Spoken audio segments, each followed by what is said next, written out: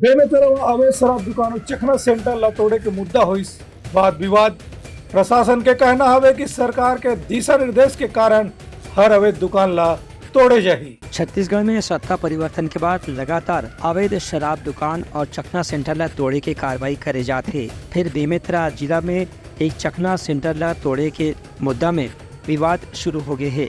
इस संबंध में पीड़ित दुकानदार अर्जुन सिंह राजपूत के आरोप है कि दुकान तोड़ने वाला व्यक्ति अपना आपला स्थानीय विधायक दीपेश साहू के परिचित और भाई बतावत है, लेकिन उनका अवैध तरीका से दुकान तोड़े के कारण उनका 7 से 8 लाख रुपए के नुकसान के सामना करना पड़ी से। 10 वर्ष पहले से चला रहा हूँ चखना की दुकान, जो यथावत चल रही थी, संबंध में चल रही थी।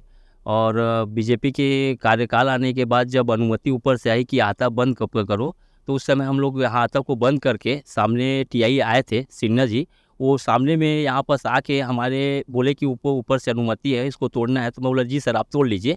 सामने का सेटअप भी गिराए थे और वहाँ फ़ोटो खिंचवा के मैं पूरा सामने से सेटअप बना लिया था। उसके बाद डेढ़ महीने से मेरी दुकान बंद थी।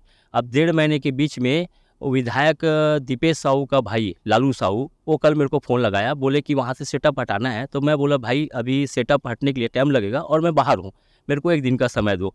तो बोले कि मेरे को नहीं जानता तू, मैं सेटअप हटा दूंगा। तो मैं भैया वहाँ तो दुकान बंद है, संचालित नहीं है, वहाँ तो चौकीदार बस है, दुकान तो बंद है, सेटअप सामने टूटा है, मेरे आने के बाद आप कर लेना। तो तू मैं नहीं जानता, दीपेश का भाई हूँ, तू विधायक के भाई से गंदा टाइप का व्यवहार कर रहा है, कह के वहाँ जेसीबी चला दिया। और जेसीबी चलाने के बाद मेरे कम से कम यहाँ 8 से 7 लाख रुपये के सामान को पूरा क्षतिग्रस्त कर दिया है। और यही न्याय चाहता हूँ कि मेरे साथ न्याय हो। जेसीबी नगर पालिका से आई थी, मेरे को सूचना मिली, उन लोग पहले धमकी दिए मेरे को। तो मैं यही सोचा कि भाई लीगल जगह है, यहाँ एग्रीमेंट की जगह है, प्राइवेट जगह है, सरकारी जगह तो नहीं है। तो मैं सोचा भाई किसी के दुकान में कोई आदमी जेसीबी कैसे चला सकता है। मैं बोला डरा रहा होगा, तो मैं बोला चल ठीक है भाई मैं गाँव गया हूँ, कल आ जाऊँगा। उसके दरमियान इन्होंने कोई ना सूचना दी न मेरे को